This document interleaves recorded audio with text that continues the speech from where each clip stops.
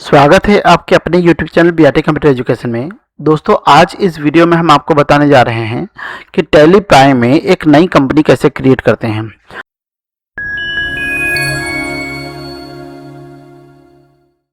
जैसा कि मैंने पिछले वीडियो में आपको बताया था कि आप अपने कंप्यूटर में लेटेस्ट वर्जन जो टैली प्राइम का है वो कैसे डाउनलोड करेंगे और कैसे इंस्टॉल करेंगे। आज की इस वीडियो में हम आपको बताने जा रहे हैं कि टैली प्राइम में आप नई कंपनी कैसे क्रिएट करते हो। तो जैसे कि टैली ERP 9 में आप जब Alt F3 का प्रयोग करते थे एक नई कंपनी बनाने के लिए, तो यहाँ भी आपको Alt F3 का फीचर दिया गया है। जैसे देख सकते हैं यहाँ पे Alt F3 करेंगे तो यहाँ पे आपका ये इस तरह से नई कंपनी के फीचर्स आ जाएंगे। तो इसके अंतर्गत आपको देखो यहाँ पे है क्रिएट कंपनी। जैसे यहाँ पे क्लिक करेंगे तो क्रिएट कंपनी का फॉर्म ओपन हो जाएगा। देखिए इस तरह से फॉर्म ओपन हो जाएगा। अगर आप नई कंपनी बनाना चाहते हो दूसरी तरीके से, तो इसमें एक नया फीचर आ गया है कंपनी का। तो यहाँ पे अल्ट के साथ आप के का प्रयोग करोगे तो यहाँ से भी आप नई कंपनी बना सकते हो। फिलहाल मैं इसे पीछे आता हूँ, अल्ट के साथ के करते हैं तो देखिए यहाँ पे भी आ गया। तो अब अल्ट के साथ के जब करेंगे तो यहाँ पे भी क्रिएट का ऑप्शन आ जाता है। तो सबसे पहले क्या है, कंपनी डेटा पाथ, यानी जहां पर आप का जो डेटा है वो स्टोर होगा। तो यूजर्स के अंदर, पब्लिक के अंदर, tally.erp9 के अंदर यहाँ पे डेटा में आपका डेटा जो है स्टोर होगा। अगर आप चाहें तो इसका ड्राइव चेंज कर सकते हैं, पर्टिकुलर कोई भी लोकेशन में आप डेटा को सेव कर सकते हैं। यहाँ पे हम कंपनी का नाम देंगे। तो कंपनी का मान लीजिए हमने कंपनी का नाम दिया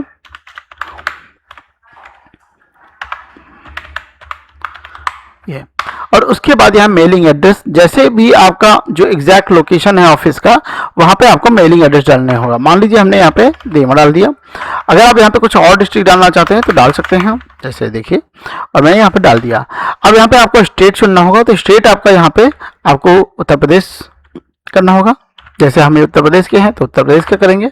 और यहाँ पे पिन कोड अगर आपको डालना है तो यहाँ पे पिन कोड भी आपको डाल देना होगा। उसके बाद यहाँ पे आप अपना टेलीफोन नंबर, जो ऑफिस का टेलीफोन नंबर हो वो डाल सकते हैं। उसके बाद यहाँ पे कोई भी मोबाइल नंबर 10 अंकों का डालेंगे। उसके बाद अगर कोई फैक्स नंबर है तो फैक्स नंबर डाल सकते हैं।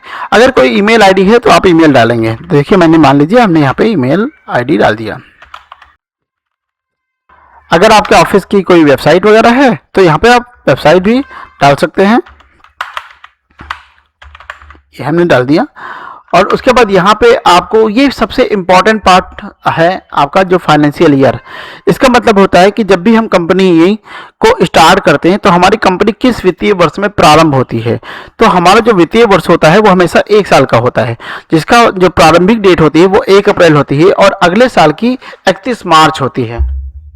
इसके बाद ये ध्यान रखने वाली बात होती है कि उस प्रारंभिक वर्ष में, यानी जिस फाइनेंशियल ईयर में आपने कंपनी स्टार्ट करी है, उस फाइनेंशियल ईयर में आपने अपनी जो वाउचर एंट्री है, यानी आपने अपनी कंपनी में कब से लेन देन स्टार्ट किया है, यहाँ पे वो डेट डाल सकते हैं। तो मान लीजिए एक कंपनी जो हमारी है 1 अप्रैल 2026 के फाइनेंशियल ईयर से स्टार्ट होगी और हमने इसमें जो बुक्स स्टार्ट किया है वो 1 मई 2026 से स्टार्ट करना है। क्योंकि यहाँ पे जो भी हम काम कर रहे हैं वो हमारा जो एजुकेशनल मोड है, इस वजह से हम यहाँ पे 1 और 2 ही तारीख का इस्तेमाल कर रहे हैं या 31 तारीख का ही इस्तेमाल करेंगे। यहाँ पे अन्य वाउचर डेट की एंट्री हम नहीं करेंगे क्योंकि टैली के हम एजुकेशन मोड पे काम कर रहे हैं। तो बुक्स बिगिनिंग फ्रॉम का मतलब होता है कि जब से आपने कंपनी में लेखा जोखा स्टार्ट किया है। इसका मतलब है जब से आपने कोई भी लेन देन वाउचर एंट्री स्टार्ट की, उस डेट की हम यहाँ पे इंफॉर्मेशन भरेंगे। जैसे 1 मई 2026। उसके बाद यहाँ पे हम क्या करेंगे, इंटर करेंगे। यहाँ पे मान लो जो बेस करेंसी सिंबल है, चूंकि इंडिया है तो इसलिए रुपीस का सिंबल होगा और फॉर्मल नेम INR रहेगा, यानी कि इंडियन रुपीस ही रहेगा। उसके बाद यहाँ पे आप कंट्रोल A से भी आप स्क्रीन को सेव कर सकते हो और यहाँ पे इंटर करके भी सेव कर सकते हो। इस तरह से यहाँ पे देखिए हमारी कंपनी सक्सेसफुली क्रिएट हो गई है। नाउ यहाँ पे कंपनी क्रिएट होते ही आपके सामने कुछ फीचर्स इनेबल करने के लिए बोलेगा। तो यहाँ पे बहुत ध्यान रखने वाली बात होती है। यहाँ पे देख सकते हैं कि मेंटेन अकाउंट्स कह रहा है, यानी अगर आप अकाउंट ओनली के साथ काम करना चाहते हैं तो यहाँ पे यस करेंगे और यहाँ पे बिल वाइज एंट्री करेंगे। इसका मतलब क्या होता है कि जब भी पार्टी आपको थोड़ा थोड़ा पैसा देगी, यानी पार्ट में पैसा देगी, तो इसके लिए यहाँ पे बिल वाइज एंट्री को यस कर देंगे। अगर एक साथ ही आपकी कंडीशन है कि भाई वो कोई भी पार्टी आपको एक साथ ही पेमेंट दे, तो इसके लिए आप यहाँ पे इसको नो कर दें, तो पार्टी पार्ट पेमेंट एक्सेप्ट नहीं करेगा। तो यहाँ पे जैसा है वैसे रहने देंगे। और उसके बाद यहाँ पे इन्वेंट्री फीचर्स आता है। तो इन्वेंट्री फीचर्स का मतलब क्या होता है कि अगर आप कोई भी स्टॉक मेंटेन करना चाहते हैं, कोई आइटम स्टॉक मेंटेन करना चाहते हैं या ग्रुप्स मेंटेन करना चाहते हैं, तो इसके लिए यहाँ पर फीचर्स इनेबल हो जाएंगे। तो जैसे मेंटेन इन्वेंट्री कर दिया मैंने, तो यहाँ पर हम स्टॉक के साथ काम करेंगे हम, तो यहाँ पे हम यस कर देंगे और यहाँ पे इंटीग्रेट अकाउंट विद इन्वेंट्री को यस कर देंगे। तो अब यहाँ पे क्या हुआ कि अकाउंट के साथ में, यानी किसी पार्टी के लेजर के साथ में, यहाँ पे इन्वेंट्री के साथ भी काम कर सकते हैं हम। अगर हमें यहाँ पे नो कर देंगे तो पार्टी का नाम नहीं खुलेगा, यहाँ पे इन्वेंट्री के साथ ही काम करने को मौका मिलेगा। फिलहाल ये चारों फीचर्स को हम यस करेंगे, क्योंकि मुझे स्टॉक के साथ काम करना है, इन्वेंट्री के साथ में काम करना है। और अगर आप यहाँ पे टैक्सेशन को चालू करना चाहते हैं, जीएसटी को चालू करना चाहते हैं, तो यहाँ पे यस कर देंगे। फिलहाल मैं चाहता हूँ कि अभी फीचर को यहाँ पे नो कर दूँ, क्योंकि मैं आगे आने वाले फीचर्स में आपको बताऊंगा कि कैसे जीएसटी को हम इनेबल करेंगे।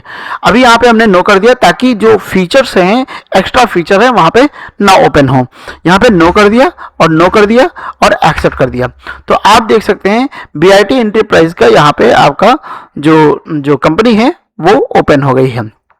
यहाँ पे आपको लिस्ट ऑफ कंपनी मिलेगी जो वर्तमान में आपको बोल्ड टाइप का दिख रहा है, इसका मतलब है इस कंपनी में हम वर्तमान में काम करेंगे।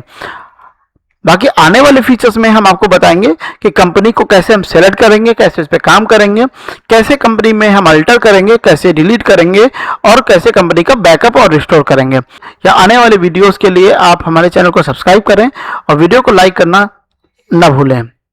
आशा है इस वीडियो में दी गई जानकारी आप सभी को अच्छी लगी होगी।